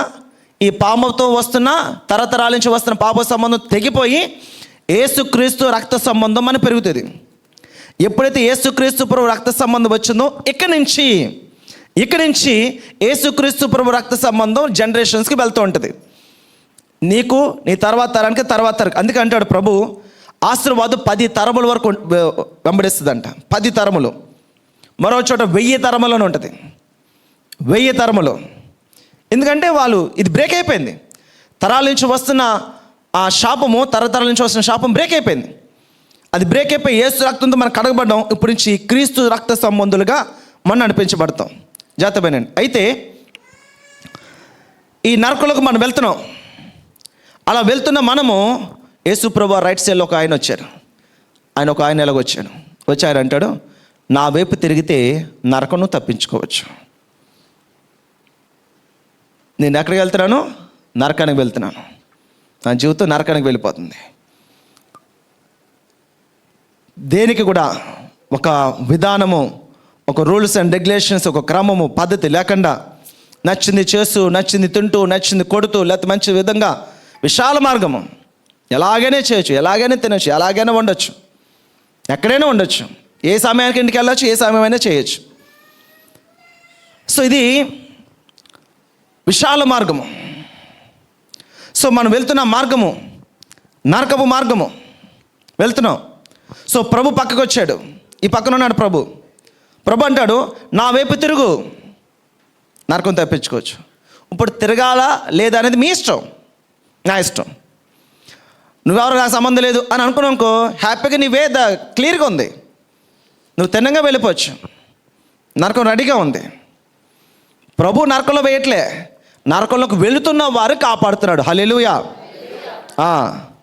నరకానికి వెళ్ళిపోతున్న జీవితాన్ని పరలోకానికి తీసుకురావాలని, పరిశుద్ధంగా తీసుకురావాలని, పరలోక పౌరులుగా ఉండాలని ప్రభు ఆశపడ్డాడు. కాబట్టి నా వైపు తిరిగితే నువ్వు దాన్ని తప్పించుకోవచ్చు అంటాడు. తిరగాల తిరగకూడదు మీ ఇష్టం, మన ఇష్టం, మన చేతిలో ఉంది. నాకు ఇది వద్దు, ఇది నాకు ఆయన కావాలన్నప్పుడు ఆయనే మార్గము, ఆయనే సత్యము, ఆయనే జీవులకు నడిపే. ఎందుకంటే ఆయన జీవానికి సంబంధించిన వారు. ఈ లూసిఫరు నరకానికి సంబంధించిన వారు, మరణానికి సంబంధించిన వారు. బైబిల్ చెప్పే మరణము నరకము. బైబిల్ చెప్పే మరణము నరకము. సో కాబట్టి మనము ఆ నరకాన్ని మనం తప్పించబడాలి, పరలోకానికి మనం చేర్చబడాలి, పరలోక స్వాధ్యంగా మనం మార్చబడాలి. ఇది ప్రభు ఆశపడుతున్నాడు. మీ ద్వారా, నా ద్వారా, ప్రతి ఒక్క విశ్వాసి ద్వారా తన యొక్క ప్రేమను అనేక మందికి తెలియచేస్తూ వారు ఈ నరకపు మార్గాన్ని తప్పించుకోవాలనేదే ఆశ. గడిచిన కొన్ని సంవత్సరాలు, కొన్ని వేల సంవత్సరాల నుంచి కూడా ప్రభు ఆశ ఏంటి? ఈ నరకం తప్పించబడాలి, ప్రతి ఒక్కరూ నా దగ్గర రావాలి, వారు ఎక్కడి నుంచి అయితే వచ్చారో మరలా అక్కడికి రావాలి వారందరూ కూడా అని ప్రభు ఆశపడ్డాడు. ఈ పాపం అనేది లేకపోతే వెళ్ళాల్సిన అవసరం కూడా లేదు మనకి. ప్రభువే మన దగ్గరికి వచ్చాను. ఎక్కడికి వెళ్తాం? భూమిని దేవుడు తయారు చేశాడు మన కోసమే. ఆదాము అవ్వ ఆ తప్పు చేయకపోయి ఉండుంటే ఆయనే యేసుక్రీస్తు ప్రభు ఉదయకాలము, మధ్యాకాలము, సాయంకాలం వచ్చి ఆదామా ఆదామా, ఏదో డాడీ బయటకు డ్యూటీకి వెళ్ళి సాయంత్రం ఇంటికి వచ్చి, ఒరే నానా, ఒరే నాని ఎక్కడున్నావు అని పిలిచినట్టుగా, ఒక తండ్రి కుమారుని పిలిచినట్టుగా లేదా కుమార్తెను పిలిచినట్టుగా చాలా మంచి సంబంధం ఉండేది. ఎక్కడికి వెళ్ళక్కర్లేదు మనం. ఎప్పుడు ఆ తప్పు చేరుకుపోయి ఉంటే అయిపోయింది కూడా. ఇప్పుడు మనం ఏం చేయలేం. ప్రభు అంటాడు, ఇప్పుడు మనల్ని కూడా తీసుకుని వెళ్ళి ఆ పరలోక రాజ్యంలో పెట్టాలంటున్నాడు. ఆ పరలోక రాజ్యంలో పెట్టాలి. ఎందుకు? ఈ పాపం అంతా శరీరాశ, నేత్రాశ, జీవ కుటుంబంతో నింపబడిపోయింది. ఈ భూమి మీద మనము పరిశుద్ధులు నివసించదగిన అనుకూలమైన వాతావరణం కాదు, అనుకూలమైన భూమి కాదు. భూమి అంతా శపించబడింది. అందుకే వాతావరణం భయంకరంగా మార్పులు వచ్చేసాయి. వర్షాకాలంలో వర్షం పడట్లే, ఎండాకాలంలో ఎండలు రావట్లే, వానాకాలంలో లేకపోతే చలికాలంలో చలి మారిపోయి, ఎండాకాలంలో వర్షాలు పడుతున్నాయి, చలికాలంలో మరొకటి వస్తున్నాయి, మరొకటి జరుగుతున్నాయి. ఈ సృష్టి అంతా కూడా, ప్రకృతి వాతావరణాలన్నీ కూడా మారిపోయినాయి. సముద్రం పొంగుతుంది, సముద్రం ఊర్లని, జిల్లాలని, రాష్ట్రాలు ముంచేస్తుంది, భూమి కంపించేస్తుంది, భూమి విడిపోతుంది, భూకంపాలు వస్తున్నాయి. కొన్ని రాష్ట్రాలు, కొన్ని దేశాలు ఉన్నాయి, అక్కడ ప్రతి నెల భూకంపం వస్తుంది, ప్రతి వారం భూకంపం వస్తుంది. వాళ్ళు రెడీగా ఉంటారు భూకంపానికి. మరి అక్కడే ఎందుకు జీవిస్తారో నాకు డౌట్ వస్తూ ఉంటుంది. మీరు నెట్లో కొట్టండి, అవి పేర్లు వస్తాయి. ప్రపంచంలో ఎక్కువ శాతము సంవత్సరాలు ఎక్కువ సార్లు భూకంపం వచ్చే ప్రాంతాలు ఏవి? కొన్ని ఏరియాస్ ఉంటాయి, అక్కడ తరచూ భూకంపాలు వస్తుంటాయి. వాళ్ళకి అలవాటు. మనకు వర్షం వస్తున్నా 2 నిమిషాలు లాగి వెళ్ళిపో అన్నట్టుగా భూమి కదులుతున్న 2 నిమిషాలు ఆగి వెళ్ళిపోయినట్టుగా ఉంటారు వాళ్ళు. చాలా భయంకరమైన పరిస్థితులు అవన్నీ కూడా. ఎందుకు ఇవన్నీ మార్పని? మనిషికి లోకానికి సంబంధము తెగిపోయింది, మనిషికి దేవుడికి సంబంధము తెగిపోయింది. ఆ తెగిపోయిన సంబంధాన్ని మరలా స్వాచ్ఛముగా ప్రభువు వలన ఈరోజు మనం పొందుకుంటున్నాము. హల్లెలూయా. ఏదైతే తెగిపోయిన సంబంధం వల్ల వచ్చిన పరవశానాలు అవన్నీ కూడా మార్పు చెందిన, మారు మనసు పొందిన మనమందరం కూడా వాటిని స్వాధ్యంగా పొందుకుంటాం. ఒక విషయం చదువుదాం చూడండి. రోమీలకు రాసిన పత్రిక, దీనికి సంబంధించిన ఒక వాక్యం మనం చదువుదాం చూడండి. Romans chapter 5:19. రోమీలకు రాసిన పత్రిక 5వ అధ్యాయము 19వ వచనంలో ఒక మాట మనం చూద్దాం చూడండి. ఏలయనగా ఒక మనుష్యుని అవిధేయత వలన అనేకులు పాపులుగా ఎలాగు చేయబడిరో, అలాగే ఒకని విధేయత వలన అనేకులు నీతిమంతులుగా చేయబడుదురు. హల్లెలూయా, హల్లెలూయా. ఈ వాక్యం చదివితే ఎగిరిగా అంత వేయాలండి. ఈ వాక్యం చదివినప్పుడు ఎంత సంతోషించాను తెలుసండి నేను. ఇంకా నా సంతోషానికి అవధులే. అటువంటి శ్రేష్టమైన సత్యం ఇది. నేను చెప్పేది కాదు, బైబిల్ చెప్తున్న విషయం ఇది. చూడండి ఒకసారి. ఏలయనగా ఒక మనుషుని అవిధేయత వలన అనేకులు పాపులుగా ఎలాగ చేయబడరో. ఎవరా ఒక మనిషి? ఆదాం గారు, మన ముత్తాతల్లో ముత్తాత గారు ఆదాం గారు. ఆ ఒక్క మనిషి అవిధేయత వలన ఏమయ్యారు? అందరూ. చూడాలి, ప్రతి పిన్ టు పిన్ కామా ఎందుకు పెట్టారు, పుస్తప్ ఎందుకు పెట్టారు, ప్రతి దానికి ఒక కారణం ఉంటుంది. ఇది పరిశుద్ధాత్మ దేవుడు రాయించిన బైబిల్ గ్రంథం, ఇది పరిశుద్ధ గ్రంథం. ఇది ఒక్కని అవిధేయత వలన అందరూ పాపులకి చేయబడ్డారు. ఇంకో విషయం చెప్పండారా, ఈరోజు మనం ఈ లోకంలో, ఈ స్థితిలో, ఈ తప్పులో, ఈ పాపంలో మనం ఉండిపోయామంటే బికాస్ ఆఫ్ దిస్. అది మనలో ఇమిడిపోయింది. అందుకే ఆ తప్పు, ఆ పాపం అయితే అక్కడ ఆ విషయాల్లో మనం సంతోషిస్తున్నాం. ప్రభు యొక్క విషయాల్లో సంతోషించలేకపోతున్నాం. ప్రభు యొక్క విషయాల్లో మనం సంతోషించలేకపోతున్నాం. ఆ లోకంలో ఉన్న ఆ మాటలకే, లోక సంబంధమైన మాటలకే, లోక సంబంధమైన జోకులకే, లోక సంబంధమైన పనులకే మనకి ఇంట్రెస్ట్ కలుగుతుంది. దీనివల్ల అంటే బికాస్ ఇదిగో అతని యొక్క అవిధేయత. కాబట్టి ఒకని అవిధేయత వలన అందరూ కూడా ఏమైపోయారంట? పాపులుగా చేయబడ్డారండి. ఒకటి అవిధేయత వలన అందరూ పాపులు అయిపోయారు. ఒకటే అవిధేయత, అందరూ పాపులు. అంటే అతని యొక్క ఇన్ఫ్లుయెన్స్, అతని యొక్క బ్లడ్, అతని యొక్క తరము, మనమందరం కూడా ఆదాం గారి యొక్క తరములు. ఎస్. అయితే ఒక్కని అవిధేయత వల్ల అందరూ పాపులుగా అయిపోతే, తర్వాత చదవండి. అలాగే, చూసారా, అలాగే అన్నమాట పెద్ద మాట కాదు, కానీ చెబుతున్న సందర్భంలో మాట్లాడుతున్నప్పుడు అలాగే అన్న మాట అది ఎంత విలువైనదో. ఒక్కడి తప్పు వల్ల అందరూ తప్పులుగా అయిపోయారు. ఎలాగో అలాగే ఇంకేమంటాడు? ఒకని విధేయత వలన అనేకులు నీతిమంతులుగా చేయబడుదురు. అంటే దాని అర్థం ఏంటి? చేయబడుదురు అంటే దాని అర్థం ఏంటి? మీరు చేసేదా, నేను చేసేదా? మీరు చేయబడుదురు అంటే దాని అర్థం ఏంటి? ఇంకొకరు దేవుడి చేత నువ్వు పరిశుద్ధుడిగా చేయబడుతున్నావు, నువ్వు నీతిమంతురాలుగా చేయబడుతున్నావు. ప్రభువు చేస్తున్నాడు. అందుకే నేను చెప్తుంటాను, బైబిల్ మనం ఏం చేయాలో, ఎలా చేయాలో, ఏ విషయాలన్నీ కూడా ప్రభు పరిశుద్ధాత్మ దేవుడు మనకు తెలియచేస్తూ ఉంటాడు. అలా తెలియచేసినప్పుడు మనము పరిశుద్ధాత్మతో ఏకీభవించడమే మనం చేయాల్సిన పని. ఎప్పుడు, ఎక్కడ, ఎవరు, ఎలాగా, ఏం చేయాలి, అన్ని విషయాలు కూడా పరిశుద్ధాత్మ మనకు తెలియచేస్తారు. మనం ఏం చేయాలి? ఆయనతో ఏకీభవించడం. Yes, okay, done. ప్రభు చెప్తాడు, ఓకే ప్రభా, పదండి వెళ్దాం, ఈ మార్గంలో వెళ్దాం, ఈ పని చేద్దాం, లేకపోతే వ్యాపారం స్టార్ట్ చేద్దాం, లేదా ఎక్కడికి వెళ్దాం, ఈ కుటుంబం దగ్గరికి వెళ్దాం, లేకపోతే ఈ ఊరికి వెళ్దాం. పరిశుద్ధాత్మ ఏకీభవించడమే మనం చేయాల్సిన పని. అయితే పరిశుద్ధాత్మ దేవుడు మనం ఏకీభవిస్తూ మనం నడుస్తున్నాడు. ఇక్కడ ప్రభు మాట్లాడుతున్నాడు. ఒకని విధేయత, ఒకరెవరు? నజరేయుడైన యేసుక్రీస్తు ప్రభువారు. ఆ రెండవ ఆదాము అని పిలువబడుతున్నారు. రెండవ ఆదాము ఒకని విధేయత వలన, ఆయన చూపిన విధేయత వలన ఈరోజు మనం ఇక్కడ ఉన్నాం. హల్లెలూయా. అదే ఆయన చూపిన విధేయత వలన ఇంకొంచెము ప్రభువుతో ఏకీభవిస్తే, ఇంకొంచెము మన కష్టపడగలదు, ఇంకొంచెం ప్రభుతో ఆయన సన్నిధిని, ఆయన స్వరమును, ఆయన ప్రసన్నతను, ఆయన చిత్తమును ఇంకొంచెం దగ్గరగా వెళ్తూ, ఇంకొంచెం క్లోజ్గా మనం వెళ్ళగలిగితే ఇంకా మహిమకరంగా ఉంటుంది. అదే బైబిల్ చెప్పేది, అదే బైబిల్ చెప్పేది. ఆయన ఇచ్చిన ఆ యొక్క రిజల్ట్, ఆయన విధేయత వలన మనం నీతిమంతులుగా చేయబడ్డాం. కొంచెం మనకు తెలుస్తుంది, కొంచెం నీతిమంతులు, కొంచెం ప్రభు అంగీకరిస్తున్నాం, కొంచెము ఆ ఇంట్లో ఓకేనండి, బయట ఓకేనండి, మరి ఫ్రెండ్స్ ఓకేనండి, మరి సమాజం ఏదైనా సరే. సో అన్ని చోట్ల అన్ని విధాలుగా ప్రభుత్వం మనం ఏకీభవిస్తున్నామా? ఎందుకు? ఆయన చేస్తున్నాడు మన నీతిమంతులుగా. ఆయన మన నీతిమంతులుగా చేస్తున్నాం. మనం ఏం చేయాలి? మనం కొత్త స్టోరీ రాయకలేదు, ఆయనతో మనం ఏకీపించడమే. ఎస్, ఆమేన్, అవును ప్రభా, ఎస్ నువ్వేమంటావు, అలా జరుగును గాక. ఇది వదిలే నాన్న, అక్కడికి వెళ్ళిపో, ఓకే ప్రభా, అలా జరుగును గాక. అడగొద్దు, ఇక్కడి నుంచి అడిగెళ్ళిపోవాలి ప్రభా, అలా జరుగును గాక.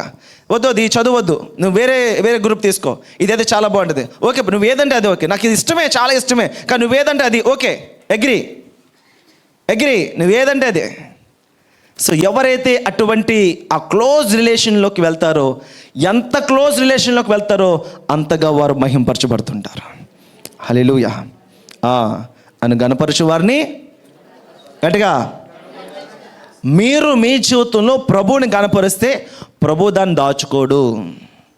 మనం దాచేస్తామో కానీ దేవుడు మహిమని ఏమండి, దేవుడు చెప్తా, దేవుడు కృపలో జరిగింది, 18 గంటలు నేను శ్రమించాను అంటాం, చాలా బాగా ఉంటుంది. చివరిలో ఒక హెడ్డింగ్ అంతే, ప్రభు వల్ల జరిగిందన్నమాట, ఒక మొక్క. నేను ఎవరికి ఎలా ఉంటుంది అంటే, బాగా ఎంత 18 గంటలు చదివాలని గుర్తుంటుంది, కానీ ప్రభు వల్ల జరిగింది ఎవరికి గుర్తుంది. ఎందుకని నీ ఉద్దేశం ఏంటి? ఇంత కష్టపడ్డాను, ఎంత చేశాను, ఎంత పరిగెట్టాను నేను అని మన యొక్క డబ్బు మనం కొట్టుకోవడానికి మనం దివారాత్రులు కన్నీటి ప్రార్థన, రోదించు ప్రార్థన, ఉపవాస ప్రార్థన చేయండి, కాదనట్లేదు. ఇవన్నీ దేంతో ఉండాలి? దేవుడితో రిలేషన్ పెరగడానికి.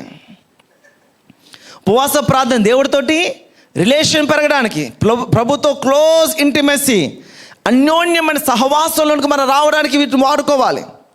మీరు ఉపవాస ప్రార్థన చేసినంత మాత్రం మీరు అడిగింది కదా దేవుడు ఇవ్వడు. గుర్తుపెట్టుకోండి. 10 రోజులు ఉపవాస ప్రార్థన చేస్తాడు మా వాడు, అది మనకి ఇచ్చేతను అర్జెంట్ కానీ అని ప్రభు మార్చుకోవడం. సో చాలామంది ప్రభు మనసు మార్చేయడానికి సిద్ధపడిపోతుంటారు. హల్లెలూయా. మన ఉపవాస ప్రార్థన ప్రభువుని మార్చడానికి కాదండి అమ్మా, సత్యం తెలుసుకోండి. ప్రభువులాగా మనం మారడానికి, ప్రభు ఇష్టాన్ని మన ఇష్టంగా మార్చుకోవడానికి, ప్రభు చెప్పింది మనం గ్రహించడానికి, ప్రభు చెప్పిన ఏదైనా సరే ఎస్ శ్రేష్టమైన మార్గం. ఇప్పుడు నాకు అర్థం కాకపోవచ్చు, ఇప్పుడు నాకు తెలియకపోవచ్చు, కానీ ప్రభు చెప్పాడు కాబట్టి నేను చేసేస్తాను వెళ్ళి. అటువంటి వారి కోసం ప్రభు ఎదుగుతున్నాడండి. హల్లెలూయా. అని తెలిసినా తెలియకపోయినా, అర్థం అవ్వకపోయినా ఒక మార్గం, ఒక తీర్మానం ఇది ప్రభు మాట్లాడుతున్నాడు, కానీ దాని గురించి నాకు పెద్దగా అవగాహన లేదు. కానీ దేవుడు చెప్పాడన్నా ఖచ్చితమైన తీర్మానం నాకు దగ్గర ఉంది, కానీ నేను అది ప్రారంభిస్తాను. ఖచ్చితంగా దేవుడిని నిలబెడతాను, నేను ఉన్నతమైన స్థితిలో నిలబెడతాను. ఎందుకో తెలుసా? నీకేమీ తెలియకపోయినా నువ్వు ప్రభు కొరకు నువ్వు నిలబడ్డు. అబ్రహాము వలె, అబ్రహాం గురించి రాయబడి మంచి స్టోరీ మంచి టైటిల్ రాయబడి ఉంటుంది. ఎక్కడికి వెళ్ళాలో ఎరగకనే అబ్రహాము బయలు వెళ్ళను ఉంటుంది. ఈరోజు ఎవరైనా ఉంటారండి అలాగా? ఎవరైనా ఉంటారు అలాగా విశ్వాసులు? అందుకే ఇంకా రిపీటెడ్గా అబ్రహాంనే గుర్తేసుకుంటున్నాను. ఉన్న ఇల్లు వదిలేసి, ఉన్న బంధువులు వదిలేసి, తెలియదు ముందు బయలుదేరు, తర్వాత చూద్దాం ఎక్కడికైనా మంది ప్రభు ఎక్కడికి పోయి అట్లీస్ట్ దేశం అనే చెప్పు. ఇప్పుడు నీ అట్లీస్ట్ ఒక లెఫ్టా రైటా ఫ్రంటా బ్యాకా ఎట్లా చెప్పు, తూర్పా పడ ఏమీ తెలియదు. నువ్వు బయలుదేరు ముందు. అడ్రస్ లేకుండా మెడ్రస్ వెళ్ళండి ఒక పెద్ద ఆయన, అలా ఉంటుంది మన పని. ఏమండి అబ్రహాం ఎలా వెళ్ళి ఉంటారా? ఒకటే ధైర్యం, నాకు ప్రభు ఉన్నాడు. ఇది ప్రభువు చెప్పాడు. ప్రభువు చెప్పినది ఏదైనా ఆయన చూసుకుంటాడు. హల్లెలూయా. ఆయన చూసుకున్నాడు కూడా. యెహోవా చూచుకొనును అన్న మాట అక్కడి నుంచి వచ్చింది. యెహోవా ఈరే, యెహోవా చూచుకొనును. అబ్రహాము తన కుమారుని బలివ్వడానికి వచ్చినప్పుడు ఆ సందర్భం జరిగినప్పుడు అబ్రహాం వెనకాడకుండా తన కుమారుని బలివ్వడానికి సిద్ధపడ్డాడు. దేవుడు బలులు కోరే దేవుడు కాదండి, మీ హృదయాన్ని కోరే దేవుడు. అబ్రహాం హృదయపూర్వకంగా ద ఫస్ట్ ప్రిఫరెన్స్ నేనేనా అన్న ఆలోచన ప్రభు కలిగింది కాబట్టి ఆ పరీక్ష అబ్రహాం గారు పెట్టారు. పరీక్షలో అయినా పాస్ అయ్యారు. గొర్రెపిల్ల ఏదేనంటే పొట్టేలు ఏది బలివ్వడానికి అన్నీ ఉన్నాయి, నిప్పు ఉంది, పొలాలు ఉన్నాయి, అన్నీ ఉన్నాయి. రాళ్ళు పేర్చారు లేదు. ఆ ఇస్సాకుని తీసుకొచ్చి బలి మీద అలా పొడుగు చేతులు కాళ్ళు కట్టి నువ్వే బలివి అన్నప్పుడు మాట్లాడలేదు ఇస్సాకు. డాడీ అది నువ్వు నన్ను బలి ఇచ్చేస్తున్నావా? ఒక్క మాట కూడా మాట్లాడలేదు. సంతోషంగా ఏకీభవించాడు. హల్లెలూయా, సంతోషంగా ఏకీభించాడు. ఇక కత్తి తీసి తన మీద నరుగుతున్నాడు అనగానే అబ్రహాం చెప్పాడు, దేవుడు అంటాడు, అబ్రహాం ఆగు అంటాడు. నీ పరీక్షలో నువ్వు పాస్ అయ్యావు. నువ్వు నీ కుమారుడి కన్నా నువ్వు నన్నే ఎక్కువ ప్రేమిస్తున్నావు. నీ జీవితంలో నేనే ఫస్ట్ ప్రయారిటీ. పాస్ అయ్యాడు. ఈ పరీక్ష మరి ఎంతమందికి జరిగిందో, మరి ఎంతమంది ఈ పరీక్షలో మీరు పాస్ అయ్యారో నాకు తెలియదు, కానీ నీవు నీ కుటుంబం కన్నా నువ్వు నన్నే ఎక్కువ ప్రేమిస్తున్నావు అనే పరీక్షలో అబ్రహాం గారు పాస్ అయ్యారు. కాబట్టి మనము విశ్వాసముతో ఒకని విధేయత వలన అందరూ నీతిమంతులుగా చేపట్టారు. ఆ నీతిమంతుని అంగీకరించడమే మన నీతి. నీతిమంతుడైన దేవుని మన హృదయంలో కలిగి ఉండడమే నీతి. మారు మనసు పొందడమే, బాప్తిసం పొందడమే మన నీతి. మన నీతి ఇంకొకటి ఏమి లేదు. మీరు చాలా నీతిమంతులు అంటే చెప్పడానికి స్టోరీ అని ఉంటుంది. ఇంటికిగో ఇదే స్టోరీ. ఎందుకమ్మా నువ్వు కష్టమైన ఇది ఎందుకున్నావు? నా ప్రభు చెప్పాడండి, కాబట్టి నేను ఇది చేస్తాను. ప్రభు నాకు ఇచ్చాడండి కాబట్టి ఇది నేను చేస్తానండి అని మనం చెప్పగలుగుతున్నాం. ఈరోజు మనము ప్రభు దగ్గర నుంచి మనం పొందుకున్న స్వాస్థ్యము జాగ్రత్తగా మనం చూద్దాం. దాన్ని వెనక్కి వచ్చేసండి, కొలెషకి వచ్చేసండి. మనం ఎలా పొందుకున్నాం? ప్రభువు వలన స్వాస్థ్యమును ప్రతిఫలముగా పొందుదుమని ఎరుగుదురు గనక ఇంకేమన్నారు? మీరేమి చేసినాను అది మనుషుల నిమిత్తము కాక ప్రభు నిమిత్తమని మనస్ఫూర్తిగా చేయండి. ఎవరి నిమిత్తం చేస్తున్నాం మనం? మనుషుల నిమిత్తమా? మనుషులు సంతోషపెట్టాలనా? మనుషులు మనకు ఓటేయాలనా? శభాష్ అండి అంటే మన వెనకాల ఒక 10 మంది రావాలనా? ఎలా చేస్తున్నారు? మనుషులు సంతోషపెట్టాలని మనం చేయకూడదు. దేవుని సంతోషపరచాలి. ఎందుకంటే మనుషుల్ని ఈజీగా మనం సంతోషపెట్టచ్చు. నువ్వు వస్తే నీకు కంఫర్ట్గా నీతో మాట్లాడడంకో నువ్వు హ్యాపీ, మీరు వస్తే మీరు కంఫర్ట్గా మాట్లాడడం హ్యాపీ. ఇద్దరు శత్రువులు ఉన్నారనుకుందాం, వాడు వచ్చాడు, అన్నా వాడు ఎలాగన్నా అలాగనా, అవునా పనికి మళ్ళీ వాడు అంతే తిట్టేస్తాం.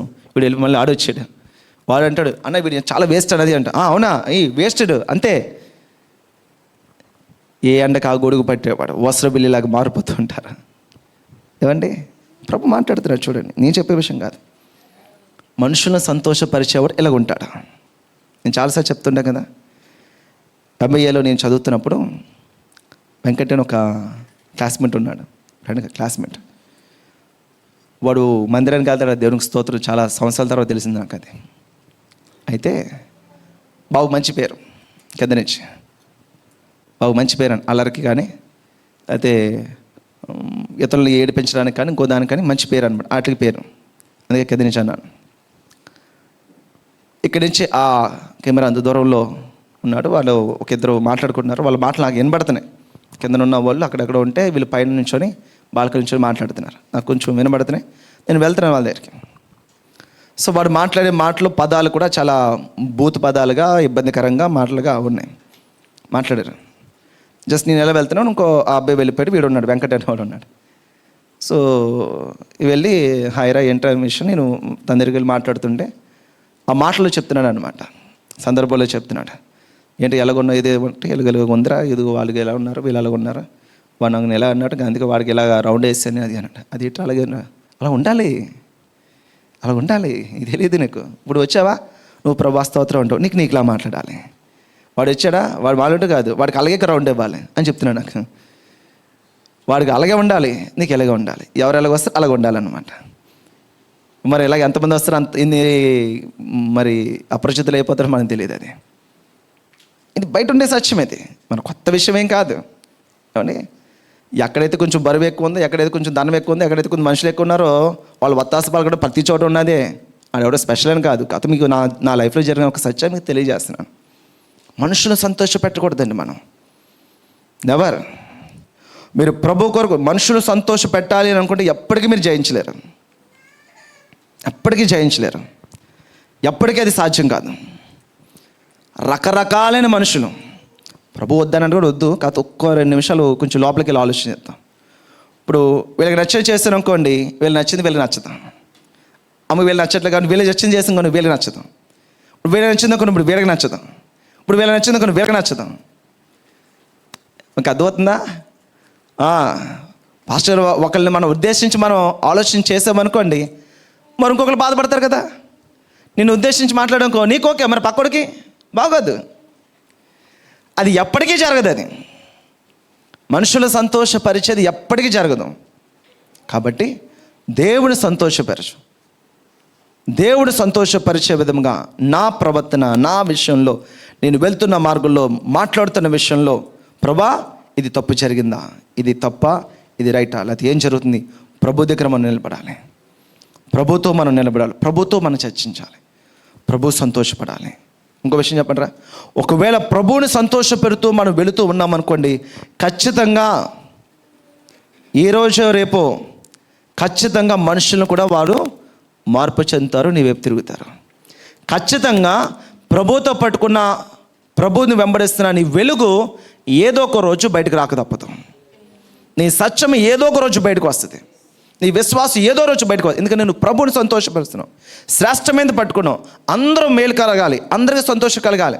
ఈరోజు నీకు వత్తాసు పలకచ్చు, పలకకపోవచ్చు, కానీ అది తప్పు అనే విషయము ఈరోజు రేపు వాళ్ళకి తెలుస్తుంది. అప్పుడు వారు కూడా నీ దగ్గరికి వస్తారు.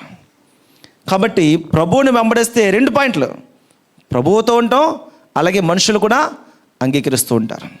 ఈ కోణమే చెప్తారు యేసుప్రభు వారు.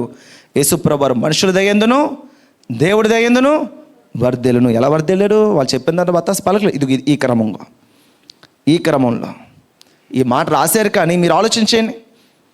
మీరు ఒకవేళ బైబిల్ యొక్క అవగాహన కలిగిన మత్తయి సువార్త దగ్గర 4 సువార్తలు కూడా వెతికితే ఎక్కడ ఎంతమంది యేసుప్రభు వారిని చప్పట్లు కొట్టారు, ఎంతమంది యేసుప్రభుతో పాటు ఉన్నారు, ఎంతమంది యేసుప్రభుతో పాటు లేరు, ఎంతమందిని యేసుప్రభుతో పాటు హేళన చేశారు.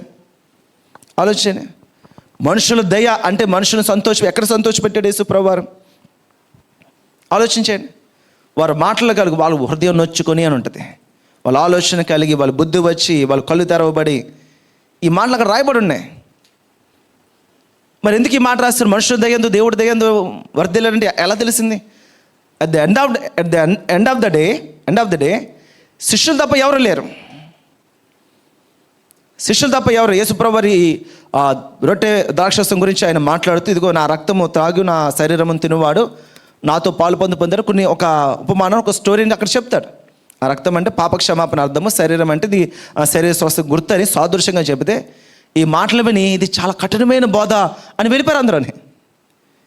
శిష్యులు మాత్రం మిగిలారు. వీళ్ళు పెద్ద హీరోలు కాదండి, వీళ్ళకి ఇంకో నెక్స్ట్ స్టెప్ ఉంది. ఈ 12 మంది శిష్యులు ఈ రొట్టె ద్రాక్షరసం అయిపోయింది కదా, రొట్టె ద్రాక్షరసం గురించి చెప్తున్నారు, అందరూ వెళ్ళిపోయారు. 12 మంది శిష్యులు ఉన్నారు. గెత్సేమనే తోటకు వెళ్ళే ముందు లక్షవారం సాయంత్రం రొట్టె విరిచి శిష్యులందరికీ ఇచ్చారు. ఆ స్టోరీ అయింది. ద్రాక్షరసం ఇచ్చారు. దీని తర్వాత ఆ విషయం చెప్తున్నాడు. మీరు నా విషయమే అభ్యంతరపడుదురు అని మాట్లాడే ప్రభు. మీలో ఒకడు నన్ను అప్పగిస్తాడు. ఎవరు? 3.5 సంవత్సరాలు తనతో పెట్టుకుని తిరిపినవాడు. సరేండి, యేసుప్రభుకి ఎంత బాధ అంటే 3.5 సంవత్సరాలు తనతో పెట్టుకుని అన్ని విషయాలు నేర్పించి నడిపించి అన్నీ చేస్తే అందులో ఒకడే యేసుప్రభుని అప్పగిస్తున్నారు. సో అది ఎలాగ జరిగిందని తెలియదు. స్టిల్ ఇప్పటికి జరుగుతున్నాయి అనుకోండి, అది వేరే విషయం. అయితే ఈ 12 మంది శిష్యులు ఉన్నారు. ఈ 12 మంది శిష్యులు యోధా గారు వెళ్ళిపోయారు, బయటకు వెళ్ళిపోయారు. యోధా గారు ఎక్కడికి వెళ్ళిపోయారు? గెత్సేమనే తోటకి వెళ్తున్నారు. మీరు గెత్సేమనే తోటకి వెళ్ళండి, నాకు చిన్న పన్ను అర్జెంట్ పన్ను ఉంది నాకని బయటికి వెళ్ళిపోయాడు. ఏం చేయడానికి? శాస్త్రుల్ని పరిశీలనని తీసుకురావడానికి గెచ్చమైన తోటకి వెళ్తాడు యేసుప్రభు వారు. ఒక సమయం కొరకు ఎదురు చూస్తున్నాడు. నాకు అర్జెంట్ పని ఉంది, ఇప్పుడు నాకు అర్జెంటుగా. నీ పని ఉందంటే ఎవరు రమ్మంటారు నేను మందిరానికి? వెళ్ళు, నీ పనితో మీరు వెళ్ళొచ్చు, నో ప్రాబ్లం. ఎవరికి ఎలాగోనో పర్లేదు, మీ పనులు ఆపేసుకొని మీ ఉద్యోగాలు ఆపేసుకొని ఇంకోటి చేసుకొని రామంటలే. కానీ దేవుడి విషయంలో గ్రహింపగలిగి ఉండండి. అది ప్రాముఖ్యమైనది కాదా, ఇంపార్టెంటా కాదా అనేది ఎవరికి తెలియదు. మీకే తెలుసు, మీ పని మీకే తెలుస్తుంది, నా పని నాకే తెలుస్తుంది. అర్జెంట్ పని మందిరానికి వెళ్ళి అర్జెంట్ పని మనకు వచ్చిందే లేదో మనకే తెలుస్తుంది. అది ఎంతవరకు సాధ్యమో, ఎంతవరకు అర్జెంట్ పని. ఈ 12 మంది శిష్యులు కూడా జాతపడండి. ఈ 12 మంది శిష్యులు కూడా యేసుక్రీస్తు ప్రభువారిని పట్టుకోవడానికి వచ్చినప్పుడు ఆ 12 మంది శిష్యులు కూడా పారిపోయారు. ఎవరు లేరు యేసుప్రభుతో పాటు. పేతురు గారు ఒకరు నిలబడి యేసుప్రభుని పట్టుకుంటే కత్తి తీశాడు. మరి కత్తి తీసిన వాకి ఎక్కడే చెప్పలేదు యేసుప్రభు 3.5 సంవత్సరాలు. మరి కత్తిని తీసాడు తెలియదు. చూసారా, వాక్యం వింటున్నాడు, లోపల ఒకటి దాచుకుని ఉన్నాడు. వాక్యం వింటున్నాడు, మరి 3.5 సంవత్సరాలు శత్రువు ప్రేమించమన్నాడు, నేను బాధ పెట్టే వారి కోసం ప్రార్థన చేయమని. మరి ఏ వాక్యం అన్నాడు? మరి కట్టుబొడ్లో ఎందుకు దాచుకుని అన్నాడు? ఇప్పటికే అవి దాచుకునే ఉంటున్నారు జనాలు, వదలట్లేదు. అంటే ఆల్టర్నేటివ్ అనమాట. ప్రభా ఇగో ఈ కార్యం చేయ ప్రభా క్షమించడానికి ఆల్టర్నేటివ్ అనమాట. అప్పుడు మనం బయటకు వస్తాం అనమాట. హల్లెలూయా. ఏమండి, అర్థమవుతుందా? నేను నవ్వుతూ చెప్తున్నా కానీ ప్రభు దుఃఖపడే సమస్యలు ఇవన్నీ కూడా, ప్రభు బాధపడే విషయాలు ఇవన్నీ కూడా ప్రార్థనతో, ప్రయాసతో, కన్నీటితో ట్రై చేద్దాం. అవ్వలేదనుకో దారా చూసుకుందాం. నువ్వో నేనో, నీ బలమో నా బలమో, నువ్వెంత నేనంత. ఆఫ్టర్ ఆల్ అది పేతురు గారి యొక్క తత్వం. ప్రభు చెప్పాడు, కత్తి పట్టినవాడు కత్తితోనే నశిస్తాడు. గుర్తుపెట్టుకోండి, కత్తితోనే నశిస్తాడు. ఇప్పటికి కూడా కొంతమంది ఈ రౌడీ విషయంలో కానీ గొడవలు పడేవారు కానీ ఎప్పుడు ఏదో ఒక త్రాగుడు విషయంలో కానీ, లేకపోతే పోలీసులు, లేకపోతే వ్యాక్సినేషన్లు కానీ, రాజకీయ నాయకులు కానీ, అంటే వీళ్ళందరూ కూడా ఎవరైతే ఇటువంటి దేశ విరుద్ధమైన లేకపోతే వాక్య విరుద్ధమైన క్రియలు చేసేవారు ఎప్పుడు కూడా వాళ్ళు అలాగే చనిపోతారు. ఇతరులను బాధ పెట్టేవారు, తిట్టేవారు, చంపేవారు, వాళ్ళు కూడా అలాగే పరిస్థితి ఉంటుంది. ప్రభుని క్షమాపణ అడిగితే ప్రభు క్షమిస్తారు అనుకోండి, నేను కాదనట్లేదు. యేసుప్రభు వారి సమయంలో అప్పుడు కూడా అనలేరు. ఆ మాట చెప్పారు, యేసుప్రభు వాళ్ళు లాక్కుని వెళ్ళిపోతున్నారు. పేతురు దూరం నుంచి వెంబడిస్తున్నారు. ఒక చిన్న పాప వచ్చింది. ఆ చిన్న పాప వచ్చి మాట్లాడుతుంది, నువ్వు కూడా ఆయనతో పాటు ఉన్నావు కదా అని మాట్లాడు. అయ్యా ఆయన ఎవరో తెలియదు, నాకే తెలియదు. వా, ఏమండి, ద న్యూ యాక్టింగ్ అన్నమాట. అది న్యూ యాక్షన్. అది నువ్వు యేసుప్రభుతో పాటు ఉంటారు. అయ్యా అసలు ఎవరో నాకు తెలియదండి. ఒకటోసారి ఇంకొకరు వచ్చారు, అయ్యో నాకు అసలు నేను ఆయన ఎప్పుడూ చూడలేదండి. రెండోసారి అంటారు, వేళపాటు వేస్తారు కదా, అమ్మ ఒకటోసారి, రెండోసారి, మూడోసారి, ఇంక అయిపోయిందమ్మా అంటారు. ఇంకో రెండోసారి, ఇంకో మూడోసారి వచ్చి ఒట్టు ఆయన ఇప్పుడే ఫస్ట్ టైం చూడడం, ఆయన ఎవరో నాకు తెలియదు. ఒట్టు, నేను నా సొంత మాటలు కదా, everything is return in Bible, ప్రతిది కూడా వాక్యం రాయబడి ఉన్నాయి. ఆయన ఒట్టు పెట్టుకొనుటకును తాను దూషించుకొనుటకును మొదలు పెట్టాను అని ఉంటుంది బైబిల్లో. ఒట్టు ఆయన ఎవరో నాకు తెలియదు అన్నారు. ఇప్పుడు కూడా జరుగుతాయి విషయాలన్నీ కూడా. ప్రభు దగ్గరికి వెళ్తున్నవారు, ప్రభు దగ్గరికి వస్తున్నవారు, శ్రమ రాగానే, కొంచెం ఇబ్బంది రాగానే అసలు వాళ్ళు ఎవరో తెలియదు, మనకు ఎవరో తెలియదు. ఒట్టు నేను అసలు ఎప్పుడు జోసెఫ్ అని చూడలేదు నేను. డోంట్ వరీ, ప్రభు ఎక్కడ కూడా విడిచిపెట్టడు. అయితే యేసుక్రీస్తు ప్రభువారు చివరి వరకు కూడా ప్రభు మీద ఆనుకున్నాడు కాబట్టి శిలువ మరణాన్ని సక్సెస్ఫుల్గా చేయగలిగాడు. నేను ఎప్పుడు ప్రతి ఒక్కరు చెప్పేది ఆ మాటే. ఎవరో ఉన్నారని కాదు, భర్త ఉన్నారని భార్యని కాదు, భార్య ఉన్నారని భర్తని కాదు, మా తండ్రి ఉన్నాడని కాదు, తల్లి ఉందని కాదు, లేకపోతే ఇంకొకరు ఉన్నారని కాదు, నా వెనకాల పెద్ద బలగం ఉందని కాదు, డబ్బు ఉందని కాదు. వీటిలో ఏది నువ్వు పట్టుకున్నా ప్రమాదానికి అంచులో నువ్వు ఉన్నావు. రాసి పెట్టుకోండి, ప్రమాదానికి అంచులో మీరు ఉన్నారు. దేవుడి స్థాయికి, దేవుడి స్థితిలో ఎవరిని మీరు పెట్టుకున్నా సరే ఈజీగా అపవాదిని శోధిస్తాడు, ఈజీగా అపవాదిని గలిబిలి చేయడానికి అవకాశం. అదే ఆ ఫస్ట్ ప్లేస్ దేవుని పెట్టానుకో, దేవుని అపవాది గలిబిలి చేయగలరా? ఏమండి, అపవాదిని ప్రభుని ఏం చేయగల? ఏమీ చేయలేదు. అందుకే గాడ్ ఫస్ట్ అంటారు. మన జీవితంలో దేవుడు మొదటి స్థానంలో ఉండాలి. ప్రాముఖ్యమైన స్థానంలో మనం ఉండాలి. ప్రభువుని బట్టే నా హ్యాపీనెస్, ప్రభువుని బట్టే నా ఆలోచన, ప్రభువుని బట్టే నా ధీమా, ప్రభువుని బట్టే నా నిరీక్షణ. దానికి మించి ఇంకా నువ్వు దాని స్టోరీ, నువ్వు దానికి నీకు నచ్చిన స్టోరీ రాసుకో. నాకు ఇలాగా అలాగా నా చిన్నప్పటి నుంచి అమ్మ నాన్న చొంగు పట్టుకోవడం, తాకు పట్టుకోవడం, ఏది కావాలో అది రాసుకో. కానీ నువ్వు ప్రమాదంలో ఉన్నావు. ప్రభువునే మనం పట్టుకోవాలి. ప్రభు మీదే మన పూర్ణ విశ్వాసం పెట్టుకోవాలి. అప్పుడు నువ్వు కదల్చబడవు. నువ్వు ఎప్పటికీ కూడా చచ్చే వరకు చెప్తున్నాను, గుర్తుపెట్టుకోండి. ఈ లోకంలో మనం జీవించినంత కాలం కూడా దేనికి కూడా మనం కదల్చబడము. పరిపూర్ణంగా యేసు మీద మనం ఆనుకున్నప్పుడు, పరిపూర్ణంగా వాక్యం మీద మనం ఆనుకున్నప్పుడు. హల్లెలూయా, హల్లెలూయా. సో కాబట్టి దేవుడు మనకి ఇస్తున్న ప్రతి విధమైన ఆశీర్వాదంలో కూడా మనం ఆలోచన చేయాలి. ప్రభు మాట్లాడుతున్నాడు ఇక్కడ, చూడండి మళ్ళీ వాక్యం దగ్గర వచ్చాను. ప్రభు వలన స్వాస్థ్యమును ప్రతిఫలముగా పొందుదామని ఎరుగుదుము గనుక మీరేమి చేస్తున్నాను అది మనుషుల నిమిత్తము కాక ప్రభు నిమిత్తమని మనస్ఫూర్తిగా చేయుడి. ఇతరులకు మీరు సహాయం చేస్తున్నారు అనుకుందాం. ఏదైనా ఒక మాట సహాయం, ఏదైనా ఒక వస్తువు సహాయం, లేకపోతే ఏదైనా దాని సహాయం. ఎవరికి చేస్తున్నారు మీరు? ఎవరికి చేస్తున్నారు? చదవండి అక్కడ. ఒక నా మొహం చూస్తారేంటి? మనుషుల నిమిత్తము కాక ప్రభు నిమిత్తమని మనస్ఫూర్తిగా చేయండి. మీరేమి చేసినాను, చదువుతున్నారండి అక్కడ, మీరు ఏమి చేసినాను అది మనుషుల నిమిత్తము కాక ప్రభు నిమిత్తమే. నువ్వు తిన్నా లేకపోతే నువ్వు ఎవరికైనా పెట్టినా, లేకపోతే ఏదైనా చేసినా, ఇంకొకటి ఏదైనా చేసినా, ఏది చేసినా, లోపల ఉన్నా బయట ఉన్నా ఊర్లో వెళ్ళినా, ఏది చేసినా ప్రభు నిమిత్తమే నేను చేస్తున్నాను. ప్రభు నిమిత్తమే చేస్తున్నాను. నేను ఏం చేయాలంట? మనస్ఫూర్తిగా, హృదయపూర్వకంగా చేయాలంట. మనస్ఫూర్తిగా చేయాలంట. ప్రభు నిమిత్తమని మనస్ఫూర్తిగా చేయుడి. మీరు ప్రభు అయిన క్రీస్తునకు దాసులై ఉన్నారు. హల్లెలూయా. సో కాబట్టి ఈ వాక్యం ప్రకారం మనం ఆలోచన చేసిన మనం క్రీస్తుకు దాసులుగా మనం ఉన్నామా? అయితే ఈ పైనుంచి ఈ వాక్యము అవగాహన చేసుకోవాలి, అర్థం చేసుకోవాలి. ప్రభువుని మనం పట్టుకోవాలి, ప్రభువుని మనం కొని ఉంచుకోవాలి, ప్రభువుని సంపాదించుకోగలగాలి. హల్లెలూయా. ఒక మాటకి, ఒక ప్రవర్తనకు, అరుపుకి, ఒక అబద్ధానికి అమ్మేస్తున్నారు. అమ్మో ఈ అబద్ధం చెప్పకపోతే లేదండి ఆడే అమ్మేస్తున్నారు. ఒక అబద్ధానికి అమ్మేస్తున్నారు యేసు ప్రభుని. ఒక అబద్ధం అమ్మేసి అన్న ఆడేమనుకోండి, ప్రభుని అమ్మేసినట్టే, ఆత్మీయ జీవితం అమ్మేసినట్టే. ప్రభుని కొనుక్కొని ఉంచుకోవాలి, ప్రభుని సంపాదించుకోవాలి. ఒక పెద్ద ఆయన ఉన్నాడు బైబిల్లో, పూట కూటి కొరకు జ్యేష్ఠత్వ హక్కును వదిలేసుకున్నాడు. అంటే మీకు అర్థమైందా? మీకు జ్యేష్ఠుడు ప్రభువు చెందినవాడు, తొలిచూరు బిడ్డ ప్రభువు చెందింది, ప్రభువు సంబంధించింది, ప్రభుతో పని అది. దాన్ని ఏం చేశాడు?